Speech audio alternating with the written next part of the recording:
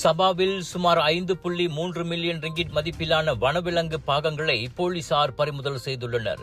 நேற்று காலை கோத்தகினாபாலு ஜலன்காயாவில் உள்ள ஒரு பழங்கால பொருட்கள் விற்கும் கடையில் நடத்தப்பட்ட சோதனையில் 53 வயது கடை உரிமையாளர் கைது செய்யப்பட்டார். பறிமுதல் செய்யப்பட்டவற்றில் புலி மற்றும் கரடியின் பற்கள், காட்டுப்பன்றியின் தந்தங்களும் அடங்கும்.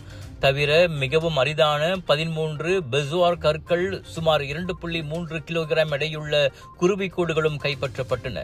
இந்த உடல் பாகங்கள் தாவா பகுதியில் உள்ள கிராம மக்களிடமிருந்து குறைந்த விலைக்கு வாங்கப்பட்டு கோத்தகினாபாலுவில் சட்டவிரோதமாக விற்பனை செய்ய திட்டமிடப்பட்டது தொடக்க கட்ட விசாரணையில் தெரிய வந்துள்ளது.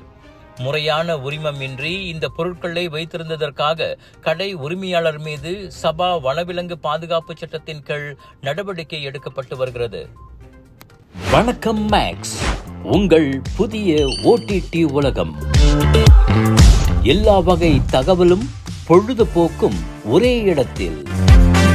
குறைந்த விலையில் நிறைந்த அனுபவம். இப்போது 2 மாதங்களுக்கு இலவச சந்தா. வணக்கம் மேக்ஸ், உங்கள் பொழுதுபோக்கின் புதிய முகவரி. அரசாங்க ஊழியரா நீங்கள்? கடனுதவி வேண்டுமா? கவலை வேண்டாம். உங்கள் பண தேவையை தீர்க்க காத்திருக்கிறது அரசாங்கத்தின் முழு அங்கீகாரம் பெற்ற நிதி நிறுவனம் அங்கதான் ஜாதி டீரி. எளிய முறையில் குறுகிய காலத்தில் உங்களின் கடனுதவி அங்கீகரிக்கப்படும். உடனே திரையில் காணும் QR கோட்டை ஸ்கேன் செய்து மேல் விவரங்களை பெற்றுக் கொள்ளுங்கள்.